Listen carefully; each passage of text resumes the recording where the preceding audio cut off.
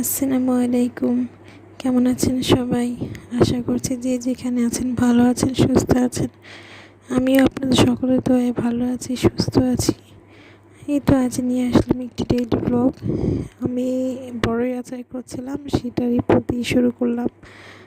তার জন্য আমি একটু পাঁচ ফোড়নটাকে ভালো করে হালকা বাটা দিয়ে গুঁড়ো করে নিলাম। কারণ যে কোনো ধরনের আচার বানাতে আপনারা জানেন যে পাঁচ ফোড়নটা লাগেই, মাস্ট বি। সেটা যে আচারই হোক না কেন। এখন বাজারে যেহেতু বড়ে উঠেছে, তো সেটা আচার বানাচ্ছিলাম। এরপর আমি একটু ঘর গোছাতে আসছিলাম, তো হঠাৎ করে এটা আমার চোখে পড়লো। এটা আমি একটা খালি বক্স দিয়ে একসময় বানিয়েছিলাম। এমনি টেকসই, মজবুত, কারণ আমি এর উপরে একটা ভালোভাবে এটা কোট করে নিয়েছিলাম। এটার মধ্যে এখন আমি চাইলে ফুল টুল রাখতে পারি। আপনাদের জন্য সাথে এটা শেয়ার করা যে কোনো কিছু ফেলনা নয়। এখন এই যে ধরনের এরকম একটা কি বলে ফুলদানি বলুন বা যাই বলুন, এটা কিনতে গেলে কিন্তু বাজার অনেক দাম, তাই একটু কষ্ট করে নিজেরা বানায় নিলে হয়। এই তো আবার রান্না করে আমি চলে আসলাম। এটা কি আজ রান্না করবো সেটা চিন্তা করছিলাম, করতে করতে এখানে ভাতটা বসিয়ে দিয়েছি। আর পানি লাগবে, গরম পানি, এর জন্য গরম পানিও বসিয়ে দিলাম। ভাতটা ফুটে আসছে। এখন আমি অন্যান্য রান্না বান্নার জন্য সেগুলো জোগাড় করব। চা বানিয়েছিলাম সকালে, চা পাতাটা রয়ে গিয়েছিলো।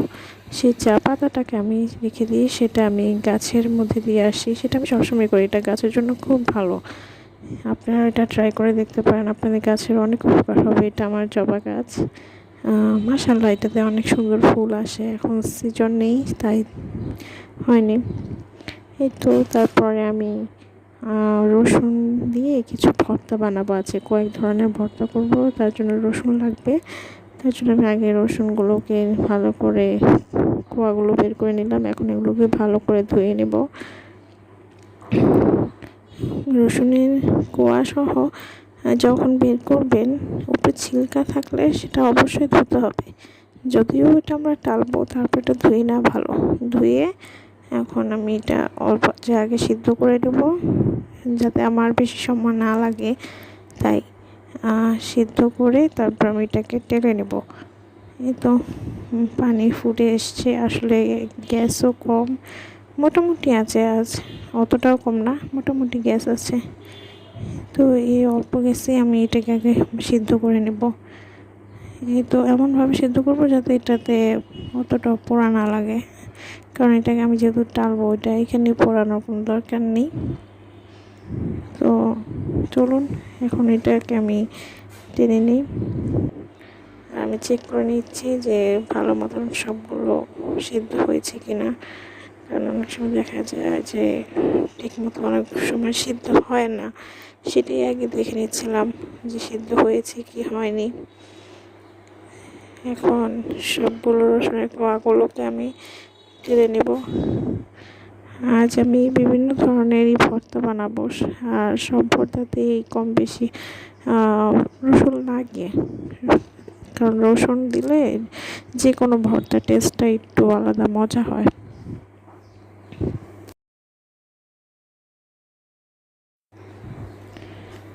এই তো আমি এগুলোকে একদম অল্প আছে এগুলোকে টেনে নিচ্ছিলাম। বেশি আঁচ দিয়ে এগুলো টালা যাবে না, কারণ এগুলো অলরেডি হাফ সিদ্ধ করা। তার জন্য অল্প আছে এগুলো হালকাভাবে টেনে নিতে হবে, যেহেতু এটা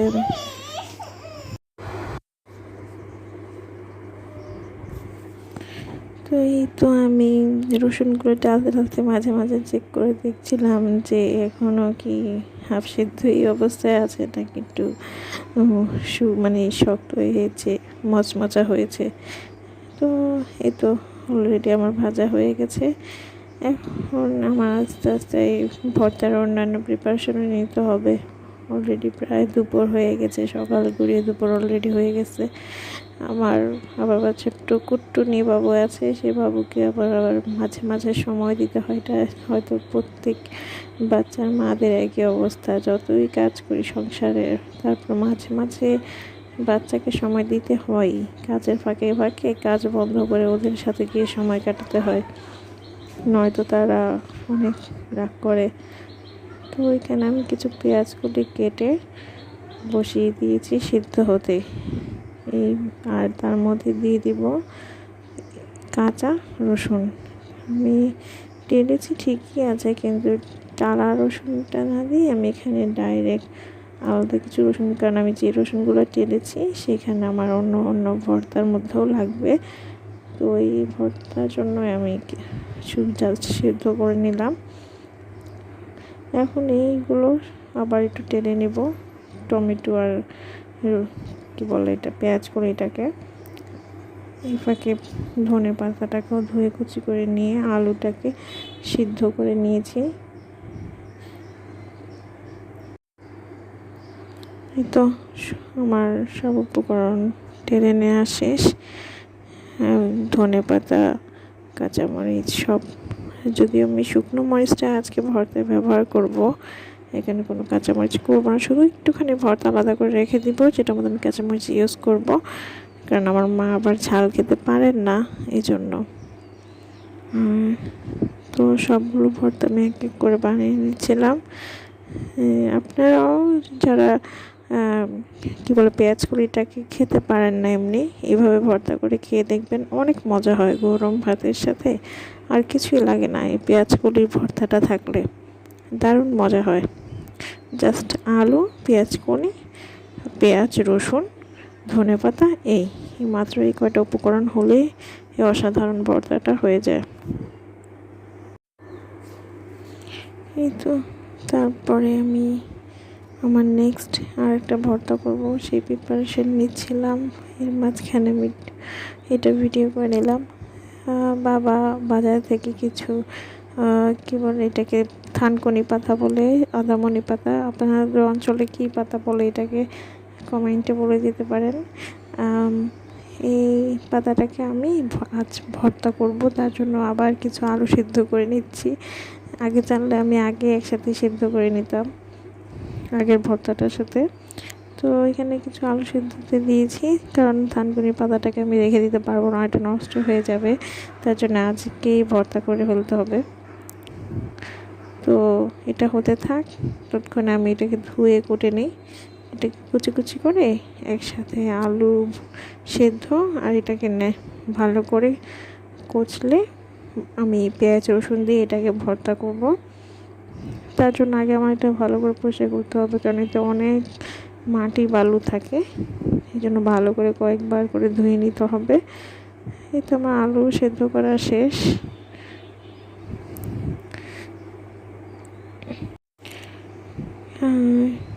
তারপর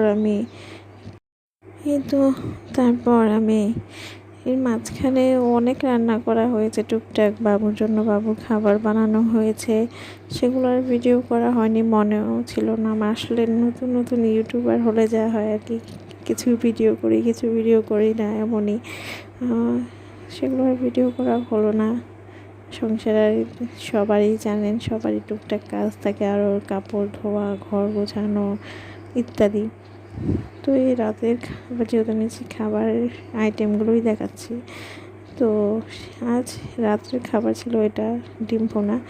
তো এই ডিম ভুনার জন্য আজকে আমি একটু বেশি করে পেঁয়াজ দিয়েছি, যেহেতু বাজারে এখন পেঁয়াজের দাম কম, আর তাছাড়া আমি যে ডিমের রেসিপিটা করবো তাতে আজকে একটু পেঁয়াজটা একটু বেশি দিচ্ছি। আপনারাও এভাবে ডিম ভুনাটা করে দেখতে পারেন, অনেক মজা হয় ডিম টমেটো দিয়ে। পেঁয়াজ একটু বেশি করে দেবেন, টমেটোটা দেবেন, আর যা যা অন্যান্য মশলাগুলো লাগে সেগুলোই দিয়েছি, আর একটু গরম মশলা আমি আস্ত দিয়েছি। তো এই তো আগে মশলাগুলো আমি ভালো করে কষিয়ে নেব। এরপর এখানে একটু জল, অল্প একটু পরিমাণে পানি দিয়ে মশলাটাকে ভালো করে কষিয়ে নেব। যখন আমার মশলাটা ভালো করে কষানো হয়ে যাবে, তো দেন আমি ডিমগুলো দিয়ে দেব। ডিমগুলো আমি আগেই সেদ্ধ করে একটু হালকাভাবে ভেজে রেখেছিলাম, এই জন্য এখন দিয়ে দিলাম সরাসরি। এই তো আমার ডিম ভুনা প্রায় ডান। এখন আমি উপরে জাস্ট একটুখানি আমি টালা জিরার গুঁড়াটা দিয়েছি, জাস্ট একটা মানে সুন্দর একটা ফ্লেভার আসার জন্য। আপনারাও এটা করতে পারেন, দেখবেন আপনাদের ফ্লেভারটা অনেক সুন্দর আসবে। মাশাআল্লাহ, ডিম ভুনাটা দেখতে যেমন সুন্দর হয়েছিল, খেতেও ভারী মজা হয়েছিল। আপনারাও এভাবে ট্রাই করে দেখতে পারেন। এখন শীতের সিজন, পেঁয়াজ, কাঁচামরিচ, টমেটো এগুলো যেমন হাতের নাগালে পাওয়া যাচ্ছে, দামও কম। আপনি ট্রাই করে দেখতে পারেন। আর এই পর্যন্তই। নেক্সট আরেকদিন আরেকটি ব্লগ নিয়ে আসবো। ততক্ষণ পর্যন্ত সবাই ভালো থাকবেন, সুস্থ থাকবেন। আল্লাহ হাফিজ।